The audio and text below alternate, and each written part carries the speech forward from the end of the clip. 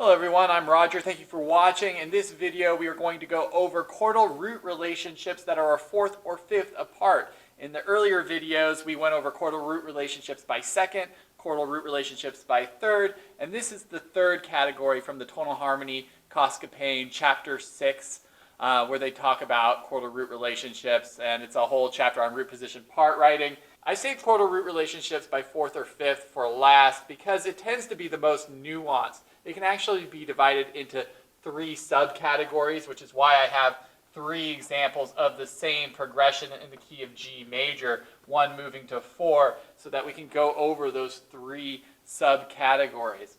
Again, just to review, this is a G chord, a 1 chord in the key of G major, moving to the subdominant, the 4 chord in the key of G major, G moving down a fifth to C. Just to review, going down a fifth would be the same as going up a fourth. If we went up a fourth from G, we would get the same chord as C chord. And so, as mentioned in an earlier video, when chordal root relationships move by fourth or fifth like this, we have the potential for one common tone.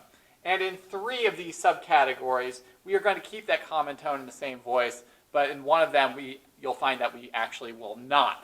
But let's first go over the notes that we are going to need in each of these chords. In the 1 chord, we are going to have G, B, and D. And just like in other videos, you notice that I've doubled the chordal root. In 4-part writing, when we are dealing just with triads, we only have 3 pitches, right?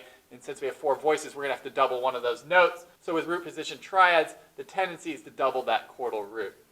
So we have a G chord moving to a C chord. So this C chord is going to have the notes C, E, and G. And notice that we do have that common tone G right there. Okay?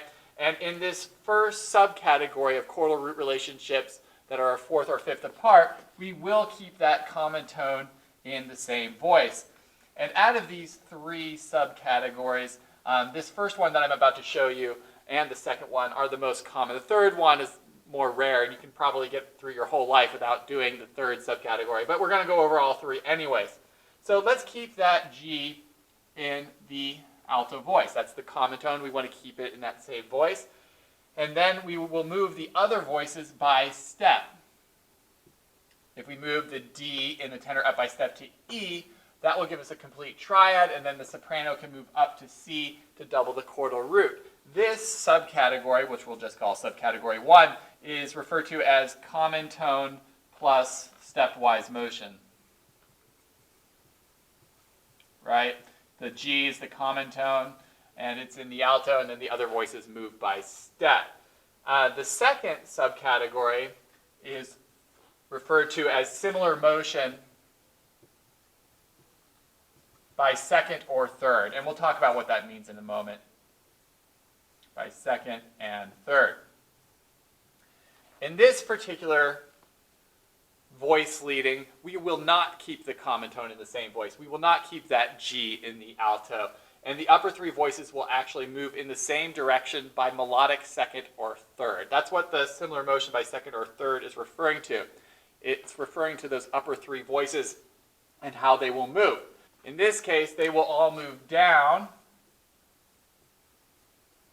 The soprano will move from B to G, the alto will move from G to E, and the tenor will move from D to C. Notice that the upper 3 voices are all moving the same direction. That's the similar motion that's being referred to down here, and they're moving by melodic seconds or thirds. The tenor happens to be moving by melodic second, and the alto and soprano are moving by melodic thirds. Notice the common tone is not being kept in the alto voice, and this is subcategory 2, and it's also fairly common as well.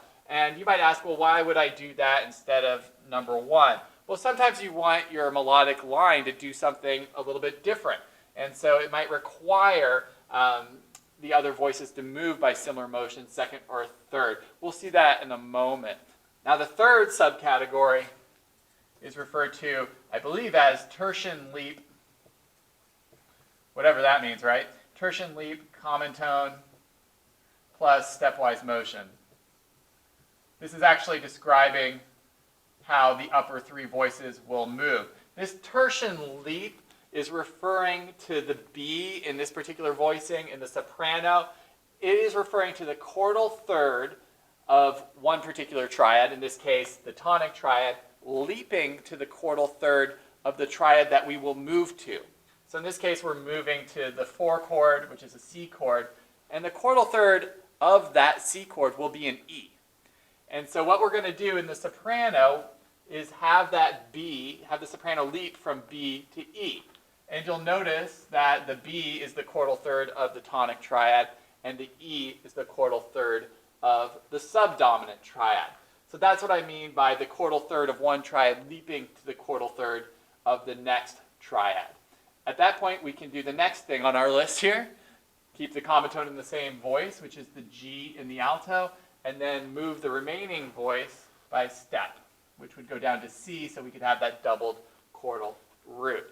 Again, this third subcategory is by far the least common. You'll probably use it a little bit in this chapter 6, but after that, it's hard for me to envision a moment in your life when you will need to use this third subcategory. It's useful to know, but I can't think of a scenario when you will absolutely be forced to do this in a particular situation. But the first two can be very useful. Let's look at another example that involves the leading tone. Okay, now I have examples that involve 5 moving to 1. And the reason why I'm going over this particular idiom is because the 5 chord involves the leading tone. And we always want to be careful about how that tone resolves. Typically, if it's exposed in the soprano voice, it's going to resolve up by step.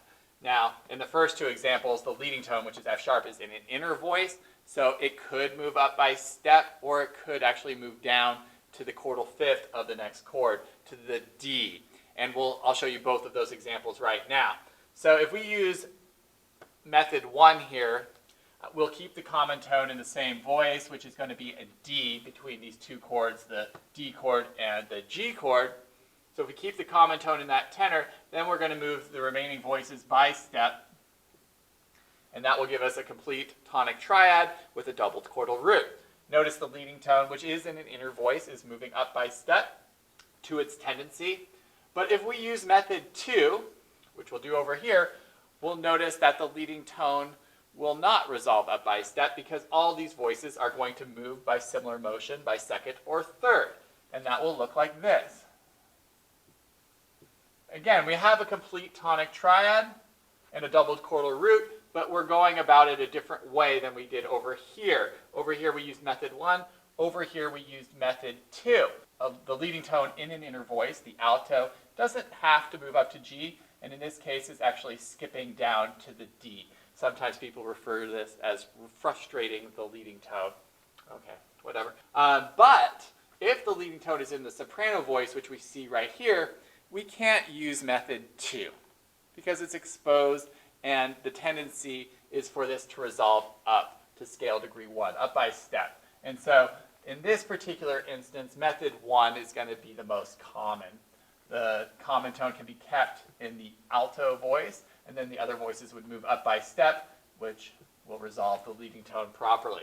Okay, so it's just important to keep in mind where the leading tone is when you're resolving 5 to 1.